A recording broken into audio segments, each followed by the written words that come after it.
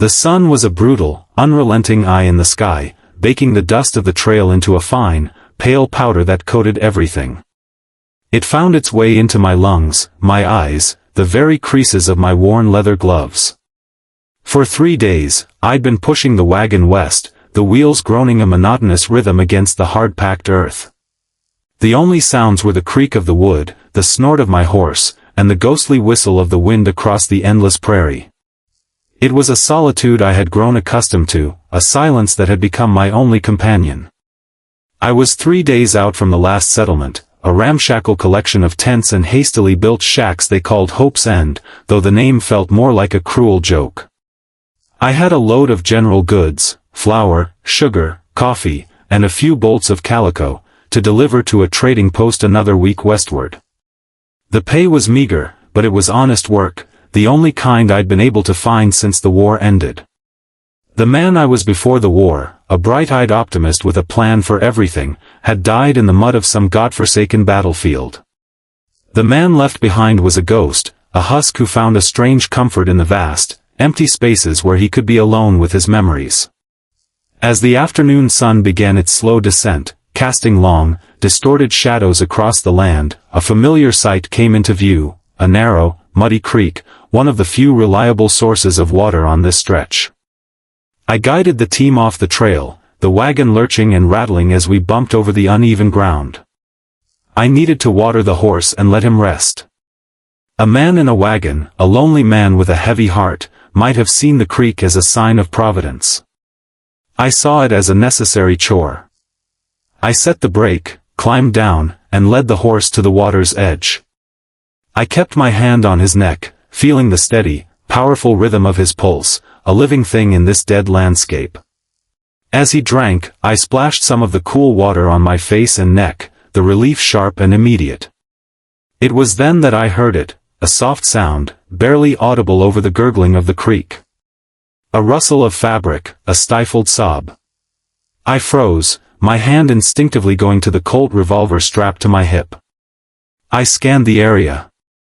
There was nothing but the sagebrush, the rocks, the endless sky. But the sound had come from my wagon. Slowly, my heart hammering against my ribs, I turned and walked back.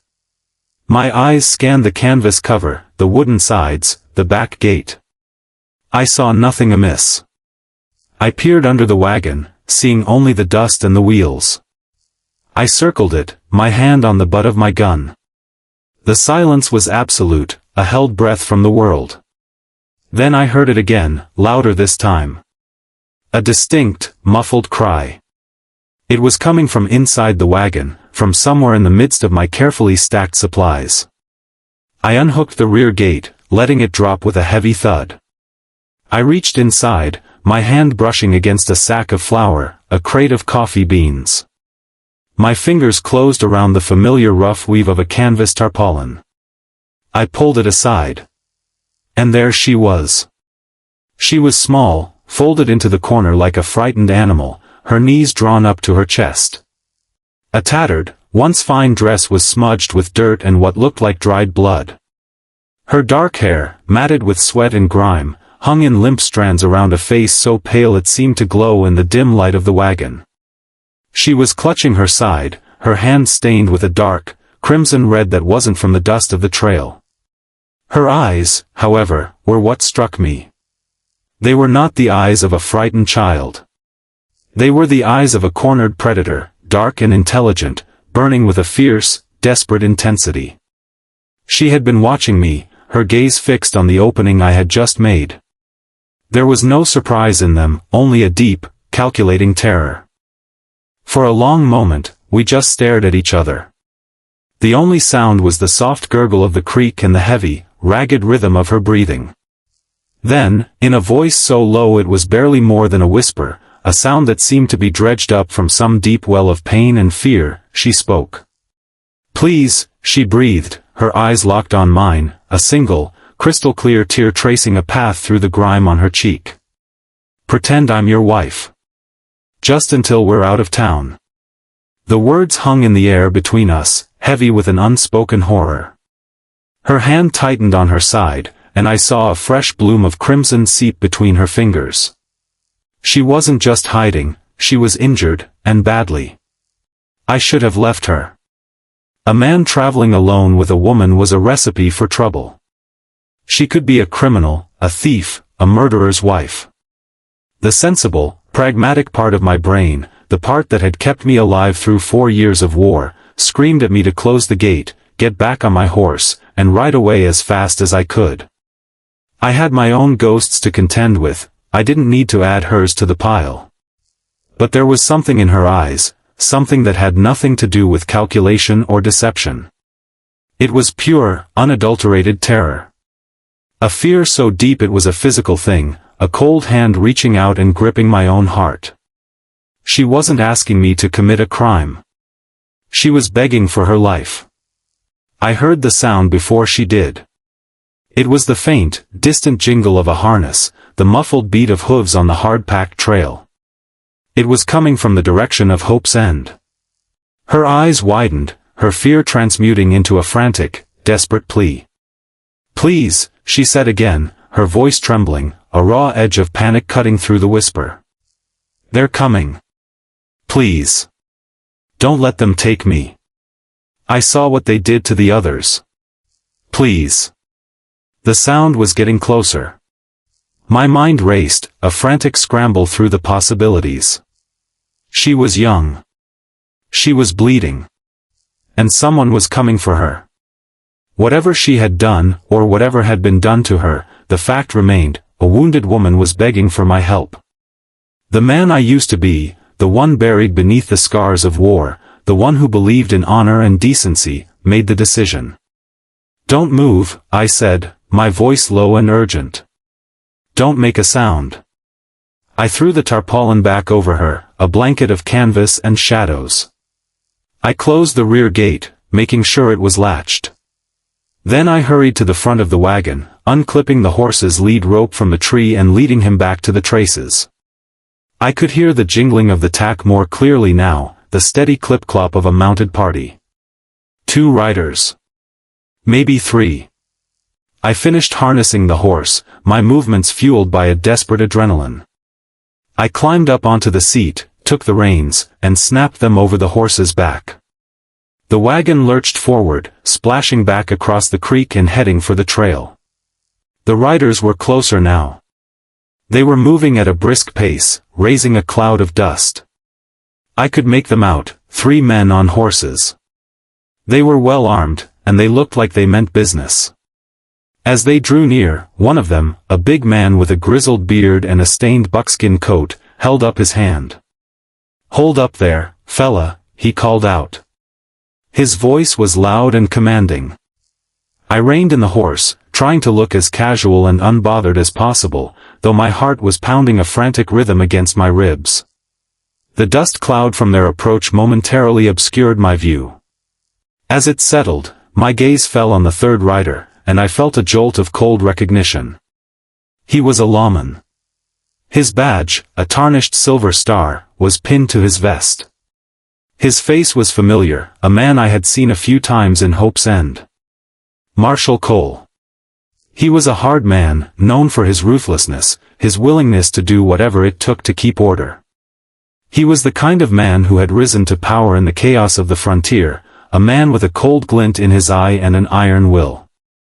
"What's your business out here, stranger?" the marshal asked, his voice flat and unwelcoming. His eyes, pale and hard as chips of flint, scanned the wagon, my face, the horse. They missed nothing. "Just heading west," I said, keeping my voice steady. "Freight. Trading post at the Twin Forks." The marshal nodded slowly, his gaze lingering on the canvas cover of the wagon. The other 2 men, his deputies, flanked him, their hands resting on their holsters. The one with the grizzled beard was the first to speak again. "You see a woman out here? Young, dark hair, wearing a red dress, maybe?" he asked. His voice was too eager, his eyes too bright. I felt my skin prickle. A red dress. The woman in my wagon was wearing a dress of dark, stained material, but it was hard to tell what color it had been. It could have been red. "Can't say I have," I replied, forcing a casual shrug. "I've been on this road for 3 days. Haven't seen a soul since Hope's End." "She's dangerous, fella," the marshal said, his voice a low drawl. "Broke out of the lockup. Killed a man." His eyes never left my face. "A woman that does that, she's not right in the head. She'll do anything to get away. Anything at all." I felt a cold knot form in my stomach. Killed a man. The woman in my wagon had killed a man. The image of the blood on her hands flashed in my mind. But then another thought followed, the terror in her eyes. The desperate plea. I found myself wanting to know who the man was, what he had done to her to make her feel killing him was her only option. The marshal's story was neat, too neat. It was the kind of story designed to make a man hand her over without asking questions. "You think she'd head this way?" I asked, trying to sound helpful. "Could be," the marshal said. "She's a clever little thing. Might try to find someone to hide her. Use her, wiles." The last word was said with a sneer that made my blood run cold. Then, the man with the grizzled beard leaned down, his eyes scanning the ground around the wagon, then the wheels, the undercarriage. His gaze stopped at the wheel. My heart almost stopped. There was mud on the rim, and a faint, watery smear of red. Her blood. "Marshal," the man said, a new, predatory edge in his voice. He pointed at the smear. Marshal Cole dismounted from his horse, his movements deliberate. He walked over to the wagon wheel and crouched down. He looked at the smear, then slowly, deliberately, traced a finger through it. He brought his finger up to his nose, sniffed it. My mouth went dry. My hand, I realized, was on the butt of my Colt under my coat.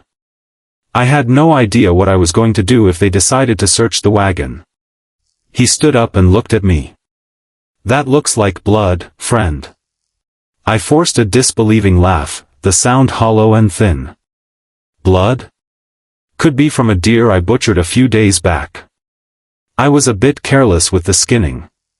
"Deer?" the marshal repeated, his tone flat with skepticism. He took a step closer to the wagon, his eyes fixed on the canvas cover. "It's fresh blood, not a few days old." His deputies moved forward, flanking the wagon. The big man with the beard reached for the back gate. Time seemed to slow to a crawl. I saw the man's hand on the iron latch. I saw the marshal watching me, waiting for me to break. I saw the second deputy's eyes darting nervously, his hand resting on his gun. They were going to find her. And when they did, they would probably kill us both. The man's latch clicked open. At that moment, a sound came from inside the wagon. It wasn't a sob. It wasn't a plea. It was a sharp, strained, breathless laugh. A sound of pure, unadulterated pain. The man froze, his hand still on the gate. The marshal's head snapped towards the wagon. The laughter was followed by a weak, female voice, thick with a false sweetness that I knew was a mask for agony. "Oh, William. Is that the neighbors? Tell them they'll have to wait until I've got my afternoon tea." Her voice was followed by another pained, breathless laugh. I almost choked. The game was up. They would know she was in there. They'd tear the wagon apart. But something in the situation shifted. The tension, which had been a taut wire, suddenly vibrated with a different frequency. The deputies looked at each other, then at the marshal, clearly thrown off. I had to do something. I had to play my part. With a smile that I forced onto my face, I turned to the wagon and called out, "It's all right, my darling. Just some travelers looking for directions." Then I turned back to the marshal, my heart in my throat. I tried to look chagrined, a little embarrassed. I was a man whose wife had just embarrassed him with a public display of her erratic behavior. "Begging your pardon, Marshal." "It's my wife," I said, the lie tasting like ash and dust. "She's been unwell. A fever. It makes her a little confused. The marshal's gaze was fixed on the canvas cover, as if he could see right through it. Your wife, he said, the word sounding like an accusation. You didn't mention a wife. Didn't think it was pertinent, I said, keeping my voice smooth. We were hoping to find a doctor at the trading post. That's why I'm pushing so hard. The big man with the beard snickered. A fever, huh? With a mouth on her like that, she's got a fever all right. He let the gate drop back into place with a dull thud. The deputies seemed to lose interest, looking to the marshal for their next move. But Marshal Cole was not so easily fooled. He was watching me with an unnerving intensity, his eyes searching my face for any sign of a lie. This is a strange place for a woman with a fever, Mr. Smith, I said quickly, the first name that came to mind. John Smith. Smith, he repeated, a ghost of a smile playing on his lips. It was not a friendly smile. A very common name. He started to walk around the wagon. I turned on the seat to keep him in my sights, feeling my back prickle with sweat. Suddenly, a sharp, muffled cry of pain came from the wagon, followed by the sound of something heavy being knocked over inside. A crate of coffee beans tumbled out the back, spilling its contents onto the ground. Oh, for heaven's sake! I exclaimed, doing my best to sound like an exasperated husband. I'm sorry, gents. She gets the shakes sometimes. The fever, you know. But the marshal had stopped his slow circuit. He was now standing at the back of the wagon, staring at the spilled coffee. He slowly crouched down and picked up a bean. Husband, he said, the word dripping with contempt. He rolled the bean between his thumb and forefinger. If she is your wife, why did she hide in the wagon? The question came out of nowhere, a sharp, slicing cut. He had known all along. He had been playing with me. What? I stammered, the word feeling stupid and inadequate. He pointed a thumb at the wagon. I watched you stop by the creek. I was watching you from the ridge. You didn't know she was in there until you dropped the gate. I saw the whole thing. You searched your wagon. You were surprised to find her. He stood up, his face a mask of cold triumph. So don't give me the wife story. Is she in there? The jig was up. The lie had been a temporary reprieve, a moment of foolish hope. There was no way out. My mind was a blank. I looked at the marshal, then at his deputies, who were now closing in again, their hands back on their weapons. I looked back at the wagon. The canvas cover was still, silent. She was probably listening, her heart pounding with the same terror that was now coursing through me. And then, from inside the wagon, a weak, trembling voice called out, William? William, are you all right? I hear men's voices. Why are they shouting at my William? It was the voice of a frightened woman, a woman who was pretending to be confused and weak, using it as a shield. A shield for me. And it triggered something inside me. A fierce, irrational protectiveness. This stranger, this woman I knew nothing about, was trying to save me. That woman in there is an escaped prisoner, the marshal thundered, drawing his pistol and pointing it at the canvas. She killed a man. She is wanted for murder in 3 counties. I am authorized to take her dead or alive. Stand aside, or I will shoot you. He advanced on the wagon. I saw the grim intent in his eyes. He wasn't going to take her alive. My hand moved. It wasn't a conscious thought, just a reflex born of 1,000 desperate moments on the battlefield. I pulled my Colt from its holster and cocked the hammer, the sound loud in the sudden silence. No, I said, my voice calm and even, a stark contrast to the frantic drumming of my heart. I don't think you will. The marshal's eyes widened in disbelief. You're a fool. You'll both hang. Maybe, I said. But if she's going to hang, she'll have a trial first. Not a lynching by a man who's been following her with a pack of hounds for 3 days. I was bluffing. I had no idea if he was following her. I was just throwing out the first thing that came into my head. But it hit home.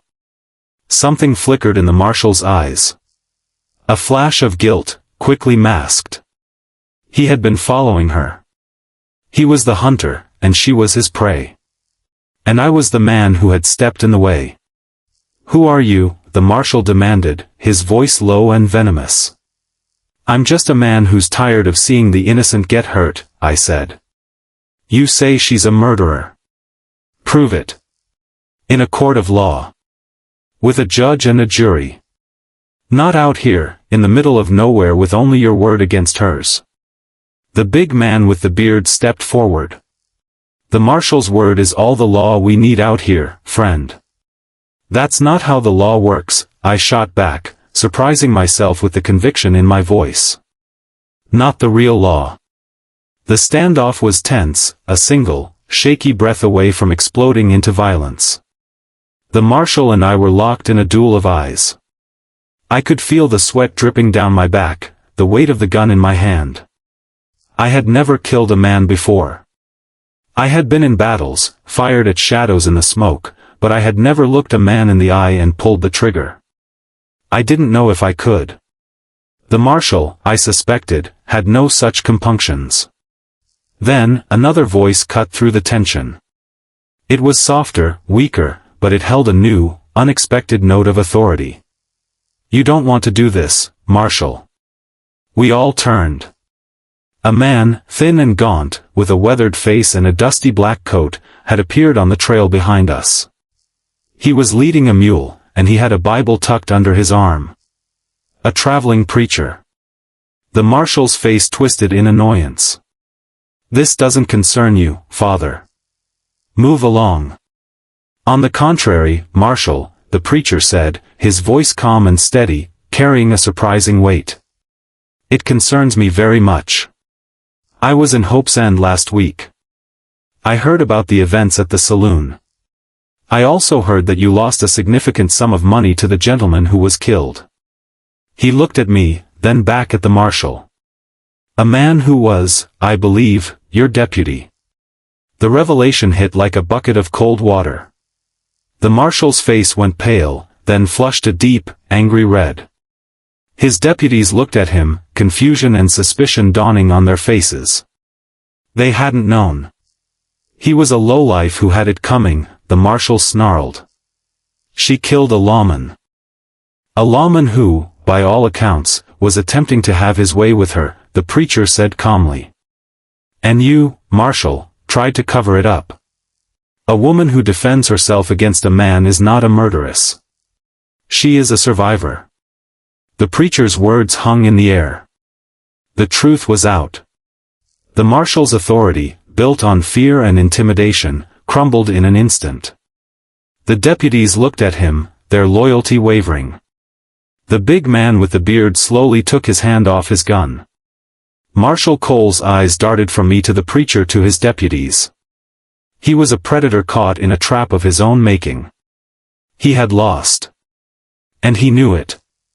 Without another word, he holstered his gun. He gave me one last, hate-filled glare, then mounted his horse. "Let's go," he snapped at his deputies, and without a backward glance, he spurred his horse and galloped back down the trail, his men following reluctantly behind him. The cloud of dust slowly settled, the thunder of hooves fading into the silence of the prairie. I let out a breath I hadn't realized I was holding. My hand was shaking. I holstered my Colt and looked at the preacher. "Thank you." "Thank the Lord," the preacher said with a gentle smile. "Now, I think your wife needs some attention." He nodded towards the wagon. I scrambled to the back of the wagon and threw open the gate. She was there, half sitting, half collapsed, clutching her side.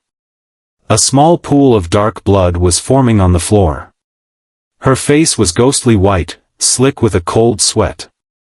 She looked up at me, her eyes glassy with pain. "You're an idiot," she whispered, but the words were soft, almost a sigh of relief. A brave, fool-headed idiot. I climbed into the wagon and knelt beside her. "I'm sure my wife will thank you for that later," I said, a wry smile touching my lips. She managed a weak, pained laugh that turned into a wince. I gently pulled her hand away from her side. The wound was a deep gash, a knife wound, red and ugly. It needed stitches, and badly. The preacher appeared at the back of the wagon, his Bible replaced by a small leather bag. "I've done some doctoring in my time," he said. "Let's see what we can do." For the next hour, we worked. The preacher cleaned the wound with whiskey, the sharp smell stinging my nostrils. I held her hand as he stitched it, trying to distract her. Her name, she told us, was Serafina. She didn't tell us more, not about the saloon, not about the marshal's deputy. Her story was a heavy burden she carried in her own silence. That night, we made camp in a small hollow near the trail, far from the road. The preacher had moved on, his purpose served, leaving us alone under a vast, star-dusted sky. The fire crackled, a warm, orange heart in the cold, dark night. Serafina lay near the fire, wrapped in a blanket. I sat a few feet away, keeping watch, though the only danger I could see was in the shadows of my own mind. She was beautiful, I realized, when the fear and grime were washed away. Her dark hair, now clean, framed a face that was fine-boned and intelligent. Her eyes, no longer burning with terror, held a deep, quiet sorrow. "Why did you do it?" she asked softly, her voice barely a whisper over the crackling fire. "You didn't know me. You could have been killed."